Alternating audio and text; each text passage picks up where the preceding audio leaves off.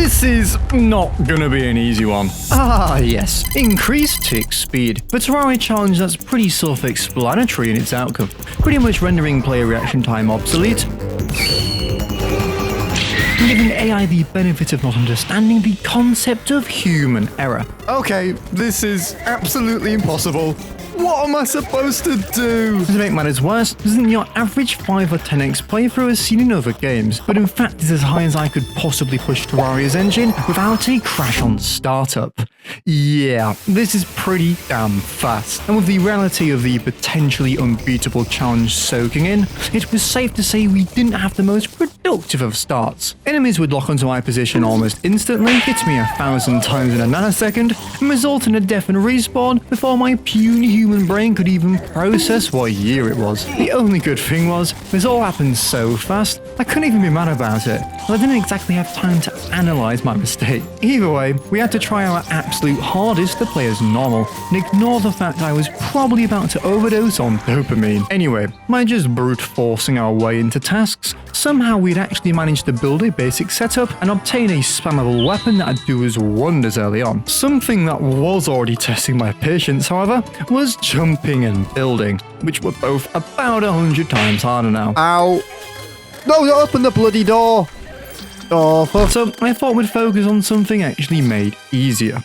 Mining. Even with a basic copper pickaxe, tunneling was never faster, making the ore and resource collection part of this playthrough quick and easy-ish. The problem now was though, previously trivial traversal across our surface or down a simple elevator was no easy task, and reminded me why disabling tombstone drops was such a good idea. Either way though, monotonous or not, progress would inevitably be made, with any chance I had to devour a vein of ores, getting us one step closer to at least having 2 nanoseconds to react before dying. Okay, cool. With some subtle upgrades made, we can just about fend off green slimes now, allowing us to explore a little more of our world, which lucky for us, we'd actually kinda struck gold with one of the most stacked living wood tree structures I've ever seen, giving us a load of goodies. As per usual though, good things don't last forever, and our first tiptoe into our extremely hostile jungle reminded me of that fact, and obliterated us instantly. Yeah, probably gonna stay away from there for a while. In the meantime though, we just needed to rise the early pre-hard mode ranks any way we could, as although it's early to say, I'd imagine over-preparing from a defense and health point of view would be a necessity for this challenge, and possibly the only way we could even think about defeating bosses, which might be coming much sooner than we anticipated, because with a slime rain event flashing up briefly, we'd be given our first crack of the king slime already. Yeah, I literally saw the king slime for about maybe a nanosecond. Which went about as well as expected. Yeah, quite the wake-up call there. We were going to need to extend our survivability duration by an astronomical margin. Not to worry though, because after a few more nights farming deaths, using the few seconds of grav potions we had, I wanted to focus on obtaining a weapon that'd make our pre-hard mode journey as exploitable as possible. Yeah. Of course I'm talking about the Star Fury, a powerful sword that would allow us to fire projectiles at enemies anywhere on our screen, which is pretty much perfect considering we can't really stand an enemy's line of sight. And luckily for us, we had one, and just like that, our offensive capabilities were at an all-time high, finally giving me the confidence to delve into our previously forbidden biomes, or at least try to, because I still wanted a lot more, damn it. Feeling this fragile all the time was beginning to get proper annoying, so I thought that preparing an eye kill would be the most purposeful use of our time here, which if I'm honest, was a challenge in itself. As no joke, building this simple arena was maybe the most challenging task I've ever had to complete in the history of Terraria. Seriously, I genuinely don't think you understand how infuriating and fidgety building was at this speed. I just can't. Patience was key though, as a much larger array of platforms than normal would definitely be needed, as I suspect I won't have the brain capacity or time to properly manage my player's movement at all. So instead, I plan to ping-pong between different layers side to side, while mercifully spamming as much damage as possible before it killed me. Sound plan, right? Well, I suppose there's only really one way to find out. And you know what? The fact we didn't die in a single frame like the King Slime fight was already a massive relief, and meant at the very least that our armor and accessory upgrades would actually contribute something at this speed. And man, Not only were we looking competitive, but we were looking good. We're fine. We're fine. We're fine. We're fine. Ow. Ow. Yes. As with plenty of health to spare, the Eye of Cthulhu was down. Sweet stuff. And honestly, a fantastic confidence boost to the possibility of this playthrough, as I was actually doubting if we would even make it this far. But let's not get too overexcitable though, because we still had plenty of work to do, and a countless number of incomprehensible sudden deaths to follow. Oh yeah, and real quick, this blood moon did make me realize something. Money would not be a worry, I think, ever. So that's nice. Okay, enough pros of this challenge, because we had the Eater of Wells to tackle next, which normally has quite a simple prep. You just go down, destroy some orbs, build a nice way up, and have at it. This was not going to be as straightforward, with us first nabbing a horseshoe to make gravity be my friend, at least temporarily, and then spending a bit of time torturing myself with building some housing, all thanks to the fact that lightly tapping the ARD key sent me into another plane of existence. Not fun. At least placing walls was super satisfying though. I've never had walls be so satisfying to do. Alrighty, let's see if we can actually even summon this damn thing, as even small pools of water would end our life prematurely. A nice bonus of smashing these orbs, however, was of course the musket, which now having minigun tier fire rate might be something we want to utilize. It is hard to say though, because aiming this thing was still down to a lot of human interaction. Oh, well you look at that, another bloody slime rain. Well, I guess at the very least, it'll give us enough opportunity to avenge our King Slime death from earlier, and hopefully give us a good idea of the progress we're making. And he still had his on toes. Okay, thanks for the reassurance, King Slime. No, we couldn't let this damage our confidence though, but it did at least tell us that we were still far too fragile and dealing far too little damage for a stronger foe, which did give me an idea though. Let's try and remove as much of the player controlled outcomes as we can, so we had an equal competitive edge to the AI speed and the speed at which we dealt damage, which if you hadn't guessed by now, meant it was time to go Summoner. And what better way to dip our toes into this potentially run-saving class than the good old Flink Staff. Hold that thought for a second though, because we had to deal with the damn goblins first, which, to be honest, fled faster than they came. Okay, let's get that thing crafted along with that lovely coat as well. And man, what can I say? Other than that, my expectations were utterly blown out the park here. Oh, it's lovely. Oh, Summoner is so the way. Summoner is so the way, guys. Because the way in which our friendly summons could track and dish out damage at speeds impossible to match by me personally, we had just chopped off a massive chunk of that skill ceiling that was going to make this challenge doable or not. And the best part is, this is just a single one of the weakest summon in the game. So then, with our killing rate now at ridiculous levels, I figured we should take advantage of this and farm a full set of shadow armor while we can, which genuinely took less than 3 minutes. Like, I'm not even kidding. Okay then, with a tanky loadout there if we need it, and our damage output looking sweet, apart from nabbing our goblin tinker underground for some easy upgrades and dealing with another flipping goblin army, I was pretty happy to give a Longboy Eater of Worlds our first attempt. Wait, no, we've got a blood moon to endure. I have a hunch, right, that event stopping us doing anything and everything is going to be a trend over this playthrough. I don't know why. Okay, no, seriously. Let's create a quick access point, ready our arena, and see what we were dealing with here. Because it honestly could be over in seconds. Oh my god.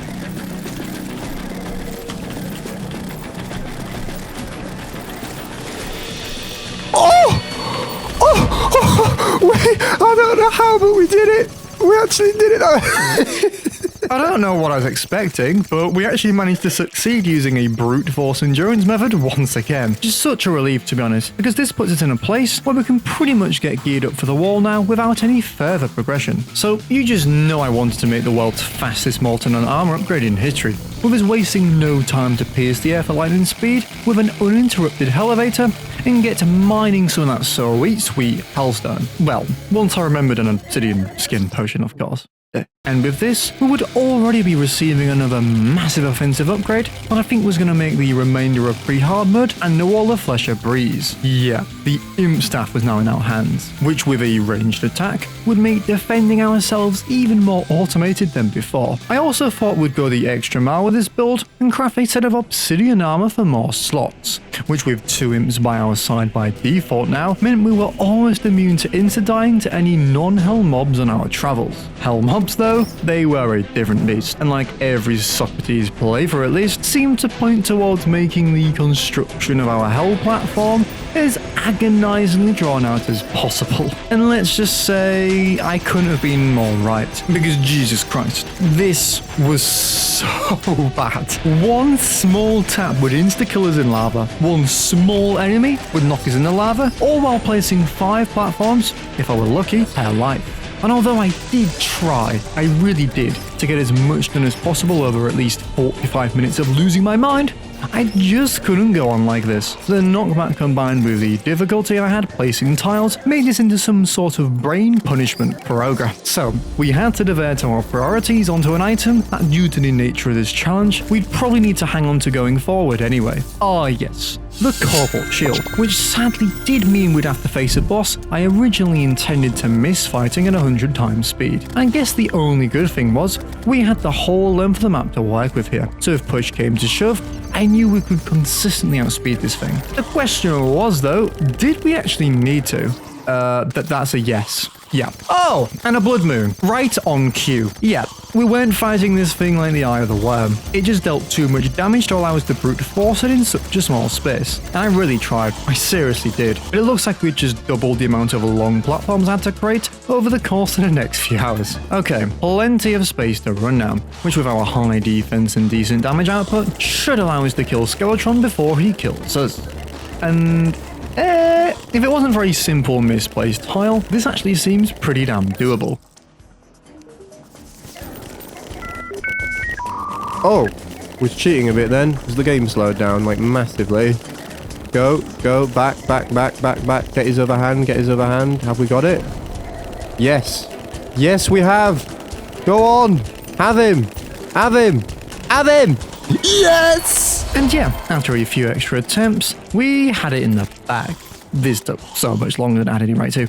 And we're not even done, because we've got to loot the damn thing, which I was in no mood for post-spawning. So I got in there, died 100 or so times through near insta-killing spikes, lost my mind again, couldn't find the hidden walls, died another 100 times to spikes, but then finally found the glorious Cobalt Shield, just to allow us to die in hell a lot more safely. Genuine question. How is this actually more time-consuming than the bloody spawn rate playthrough?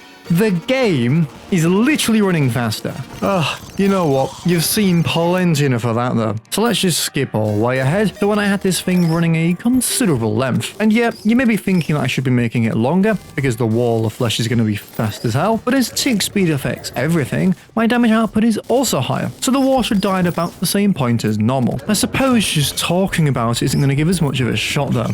So let's fully prepare for this thing, which, yeah, I know, is super boring, and I've used this weapon for the wall like in the past 4 playthroughs now, but the Hellwing bow was just an absolute no-brainer, man, as I wanted to minimize the skill required for this fight and make it a nice hold left arrow key, hold left click over the wall kind of dub, which I do think we deserved at this point. And so without further ado, let's see very quickly the outcome of this battle. Whoa! Ah! Oh my god! What? No, we did it! Yeah, I'm not gonna lie, I was holding back a lot of doubts I had over this fight. I honestly thought it would just outdamage us with the lasers, and that would be it. But no, the OP strat is still overpowered when sped up. Who would have thought? But of course, this was only the beginning of today's challenge really, because Hardwood was going to be a whole different beast. Oh yeah, we were straight back to dying to everything instantly once again. Ah, and thank you Blood Moon for demonstrating this. How kind. One thing did keep my spirits up however, and that's the fact that the debatably most boring and unnecessarily long part of Terraria's progression, in theory could be blitzed for in no time, as it didn't really involve us going one-to-one with many enemies. And that's of course the hard mode or tree. We only first had to annihilate the altars, which I was holding off on for now, as similar to straight after defeating the worm, we had another huge summoner upgrade at our fingertips. All it would take was a bit of endurance and grinding to get. Oh yeah, I was getting that full spider set and staff before anything else. which was a character building experience, and ended up being nothing but a war of attrition with me and the Black Recluses, because every spider fang we picked up put us one step closer to having the most of our early hard mode struggles resolved. Saying this now though, I think it's safe to say that the strat of dropping down and beelining our closest spider nest was not the play.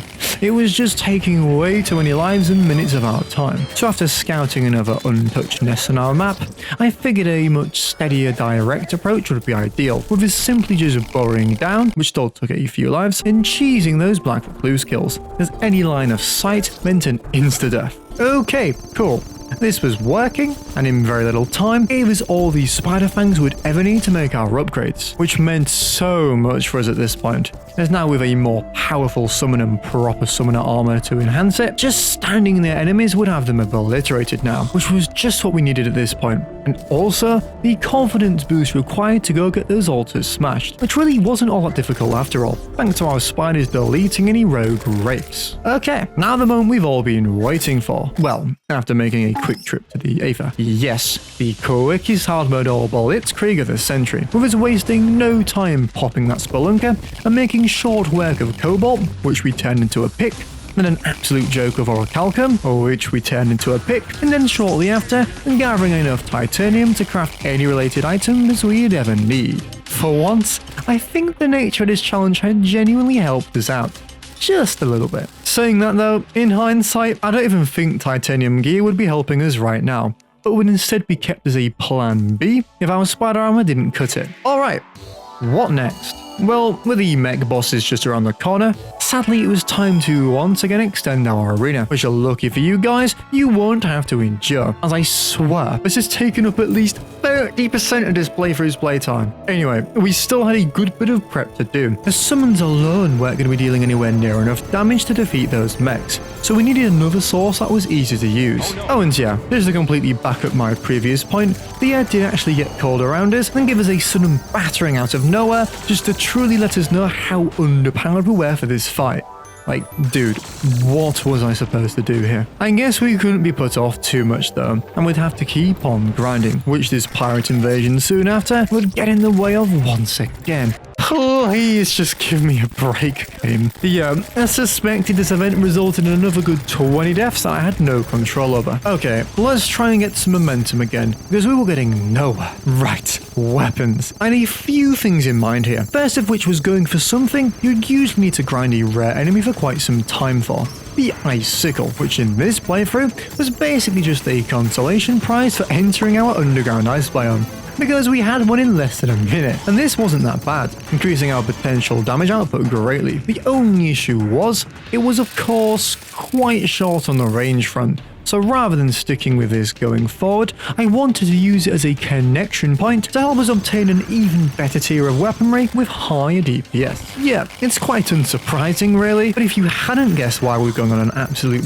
mad one in our underground hallowed, it was because the accessibility we had of souls made farming biome mimics more inviting than ever, and just seemed like the obvious choice. So after not long at all gathering more souls of light and night from our underground, we could hopefully get our hands on things like the Dart Rifle and Daedalus Stormbow to power through those next few bosses. And while this was still an absolute pain in the backside to farm and required some trial and error to find the strat, I had to be thankful of the increased game speed here, as killing them in such a cowardly way would normally last an eternity. Also, in the end, we did finally get some drops we were after, and due to us spending so much time in our underground hallowed, we'd accumulated a crap load of gelatin crystals. So, I don't know, let's get a feel for hard mode with a Queen Slime kill first, before we get carried away with any mechs. And, well, despite a pretty great start, managing to half a health, she still kind of battered us near the end there, which I think will be a bigger problem than it first seems. You see, what was basically happening was we were tanking the first stage well enough to get away with repeated hits, but as soon as that damage increases, we were sure to die pretty much instantly no matter what. This unfortunately meant a few things for us. For one, a glass cannon build was not a valid approach, probably ever in this playthrough, and two, going for summoner armor might not be the answer after all, as a byproduct of going for strong summoner stats is super low defense. So what do we do? Well, for starters, we ensure our whole arena is hallowed to stop her enraging, This is going to be impossible because it's going to break it. Oh, wait, no, we can just...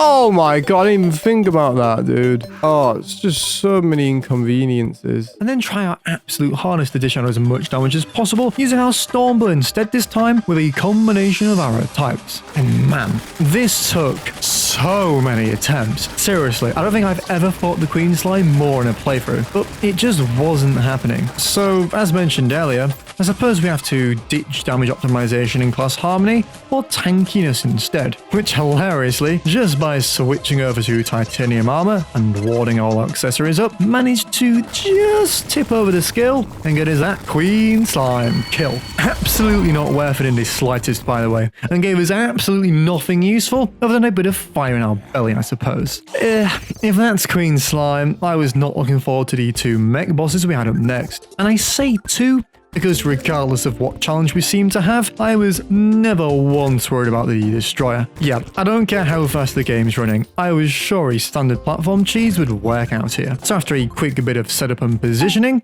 we gave it a whirl. And, oh, you know what, I'm surprised it didn't work. I guess we need to put a little bit more thought into this after all. And when I say thought, I mean a slight rearrangement of accessories, equipping the cross necklace, which would decrease the rate we took damage overall. And man, if this fight hadn't just shown us the importance of a single accessory going forward, I don't know what will.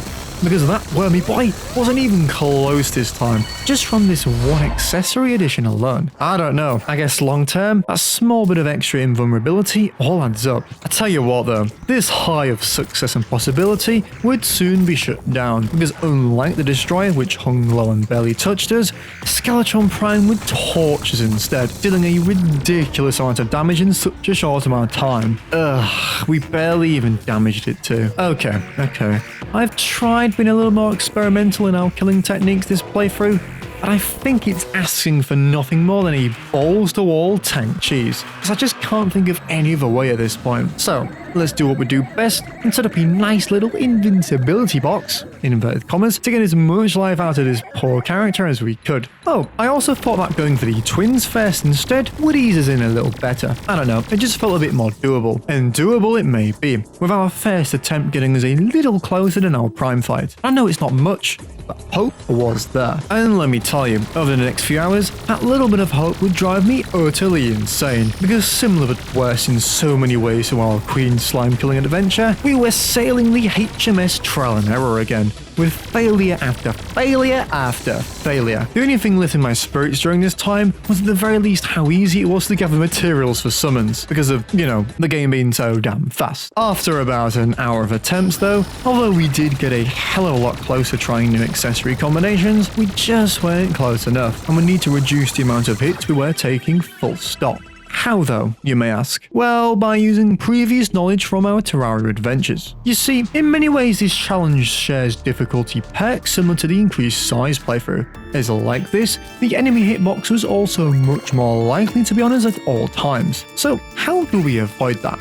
Speed, yeah, as dreary as it is, a world-length minecart track would be our ticket to ride, and potentially the only way we'd be reasonably outspeeding these bosses without any intricate player interaction. We'd simply have to bomb in one direction and kill it as quick as possible. So after spending a bit of time doing this, and then realizing just how much fishing was out of the equation today, the plan was set and without delay would be tried and tested against our old friend, Skeletron Prime, which if you don't remember, we previously managed to chip off only 10% of its health. And damn, that was more like it. And although I have absolutely no bloody idea what just happened, things were looking up. I honestly think at this speed, something goes screwy with the hit detection, because I swear we were just not taking damage at points during this ride. I mean, the world's hardly even loading, so what do you expect? Oh, and yeah, what you're actually seeing here is us battering the living daylights out of an enraged Prime, which miraculously resulted in our second mech boss defeat. How on earth did we manage that? Okay, now one more to go, and the twins should be even less of a threat, right? Sadly, no. As it turns out, this boss fight would introduce another aspect of this challenge nobody saw coming. Speed management. Yeah, it was actually too damn fast for the twins to even keep up, causing them to frequently despawn. Patience was at an all-time low here, and I was starting to get tired of this pre-mech struggle. But look, we had come so far just to make this feat possible, so let's just finish it. And after another insane amount of attempts, again, I'm so glad that farming souls, lenses, and mining was so quick because this was getting ridiculous. We finally managed our speed, had a perfect run, and grew that jungle restless. We fried them. We just had to get Ranger Emblem and flipping Philosopher's Stone. Fried. That was, no word of a lie, the longest pre-Plantera portion of Terraria I've ever played. I mean, just look at all this footage, man. Okay, Plantera, what would you have in store for us, you sweet thing? Well, nothing quite yet, because first we had some more auto vacuum up, which I suspect will be required soon due to some of the amazingly tanky armor set that Chlorophyte contributes towards. Also, another thing we had going our way was the fact that both life fruits and Plantera bulbs both were very RNG dependent things, which made these a hell of a lot more common in this playthrough thanks to everything happening so quick. So yeah, just like that, we already had nearly half our life fruits, a full set of Chlora armor, and a few discovered Plantera bulbs on our radar. And the convenience continued, because the task of slowly digging or bombing out a Plantera arena would be a slog no more, with the Drax's mining speed being more than capable of hollowing out huge swathes of land quickly, and if anything, too quickly, nearly resulting in catastrophe on numerous occasions. Still though, I feel this whole arena operation was blissfully optimistic, as I don't know why I suddenly thought we'd actually have a chance to have a normal fight involving, I don't know, player movement, but I guess it all depended on how quickly we could defeat her, which this solar eclipse would lead us nicely onto finding the solution for, all in the form of still till this day, my absolute favourite and the weapon I think everybody should use against Plantera if they're struggling. Oh yeah, the insanely OP Death Sickle, which we had a handful of in about 30 seconds. Yeah, this weapon was just going to be great for us, man. And while it wouldn't fully prevent us from being farmed to death by all the insane enemies in our underground jungle, what it did give us was a much more reliable way of killing giant tortoises for that tanky armor upgrade I suspect will be necessary very soon. Let's hold that thought for now though, because I wanted to get a true feel for this fight before devoting any more time into prep. So, with our cheese platform copied from the surface in place and a large open space there, if we needed it for whatever reason, it was time to fight. You know what? While deep down I was hoping for a one-shot and move on ordeal, half health really isn't a bad start considering we're pretty much using our old setup here. So let's do everything we can now to maximize defense and damage output. Starting with the as aforementioned turtle armor, giving us 21 more defense and 15% damage reduction, and the thing I should have done before, maxing out our health. Now, this may not look like much, but you'd actually be surprised by how little of a defense increase it takes to be exponentially stronger in Terraria. All we have to do is get the damage we took low enough to have done with Plantera before we hit 0. And with another Plantera bulb growing pretty much in the perfect spot, like seriously, I couldn't have asked for a better location, I was confident in our armor, accessories, and a weapon combo, wiping the floor with Plantera. I guess let's see. Oh, yes, sir. It wasn't that bad after all. You see, I'm a well-seasoned Plantera killer, you see. Oh, yeah. Yeah. We had not only emerged victorious, but done so in flying colours, with plenty left in the tank. This left us on a pretty good high for swiftly moving on to our next adventure, the Lizards and Golem, which without much delay, we breached, plundered, and murdered our way through, until finally reaching the highly unanticipated altar room. Now, Golem was a bit of an odd one, because on paper we didn't really need to make any adjustments to our strategy. You know, this boss mostly just stands equally as still, while being generally weaker than its predecessor. I don't want to be overzealous and let this damn thing humble us anytime soon, so let's still pull out all the stops to ensure a rapid and easy victory. And yeah, other than a slight issue with using the already included wiring to activate our statues, and my feeble attempt at blocking some traps, it was time to go. And dude, what can I say? Other than that, there was never any doubt. I mean, come on, it's just Golem for Christ's sake. And you know what? While we're at it, let's just kill a load for fun, since, you know, it only takes about 10 seconds per kill. This was such a nice victory to have, and led us on delightfully to the endgame, which somehow struck me as not being quite as simple as our last two bosses, which I feel we got away with. You see, the cultists won't just sit there and let us soak him up, but instead ping around the screen in an uncontrollable manner while summoning a bunch of ads we were definitely not preventing. Yeah, it's going to be an interesting fight for sure, and other than upgrading the obvious, turtle to beetle armor, there was still plenty of other preparations we could make to keep our damage received as low as possible. Oh yeah, it was time for the hysteria of the post-Plantera dungeon. You know, at these speeds this is less of a dungeon crawl and more of a button mash, which did favor our time very well, as the only reasons we were here, well, were for two things. One being rare drops, notably Paladin's Shield for defense, and since we found a corrupt key earlier, the corruption chest for a weapon I think would be the perfect choice for the cultist in this playthrough. Like, a good homing weapon is essentially just a summoner weapon right now. And so after a good bit of pillaging later, and somehow finding a way to kill those paladins without evaporating instantly, I honestly think we should have died more here, but something's broke. We were in and out of there quicker than I've ever been. You know, it's actually crazy how exponential this playthrough has been in terms of progression. Like, despite pre-mech being slow as heck, we are just flying for everything right now. And I guess we can only hope to continue to fulfill this trend with a rapid cultist kill. Hopefully. Alright, let's whack in all our new upgrades, making our tankiness go to obscene levels, and see what we were playing with here. Now, for starters, something tells me that a lightspeed monoroll would be the play here, but similar to the twins fight, I'd probably have to manage my speed to stop it despawning, if it even can despawn. As for our damage though, well, all we'd need to do is hold down left click and let our Scourge do all the heavy lifting for us. And you know, this hypothesis wasn't that far off at all, with the cultist despawning pretty much immediately, due to a sudden jolt to the right at Mach 5. What just happened, man? It was too flipping quick. So yeah, it looks like we were going to have to be gentle again, which while I'd love to dive straight back into, would be rudely interrupted by a Martian probe I didn't even see, forcing us to endure a good 50 deaths during a Martian invasion. This was just the last thing we needed right now. It's a good job time moves so fast in this world though, because 30 seconds later, we were ready for our second attempt, which by keeping our speed down, spamming healing potions as soon as they were available, and never letting go of the attack button, seemed to be going very, very well. Oh well, at least for the first portion, because sadly, we were actually beaten in this war of attrition, with the cultists dealing slightly more damage than we were dishing out. Let's not let this bog us down though, because the duration we lived was still really good. It meant that all we had to do was increase our DPS and we would be groovy. So, with our plan B weapon, the Venus Magnum in hand, let's see what we can do with the wondrous technology of chlorified bullets. And oh yeah, that is looking so much better, man. And despite us spawning every cultist summon imaginable, it didn't even matter, because just like that, the cultist was down. Are we killing it? Yeah! Oh!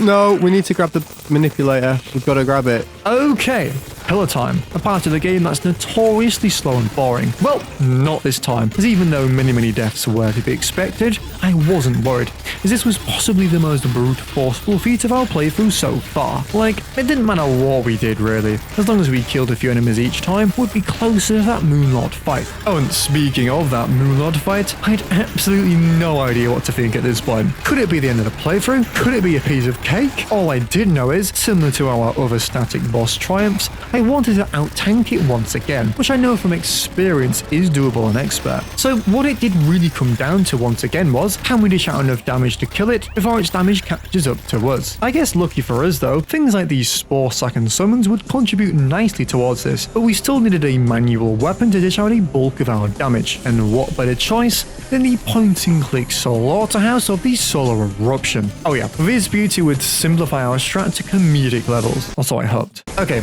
enough what ifs, because with our final pillar approaching defeat, it was time for the beginning of the end. Where we're going to spend the next eternity figuring out ways to min-max this fight, or could we just get lucky and find ourselves in a similar scenario to Gollum? What the fuck? Here we go. Kill it! Flipping kill it! Are we living? Oh my god, we're living! Wait, we're living surprisingly okay as well. Go on, get the top eye, get the side eye. Heal. Oh my god, we're on the heart! No! Not first attempt. I do not... I don't believe it. And oh my god, dude, it actually happened. A first attempt Moonlord killing one of our challenge playthroughs. I tell you what, man, although we had some rough patches today, what a mental experience that was. And if you want to try it out for yourself, I guess if you like to suffer, I've linked the mod in the description, because that playthrough was honestly like no other. Let me know down below what challenge you'd like to see next. And as always, this has been Socrates, and I'll see you in the next one.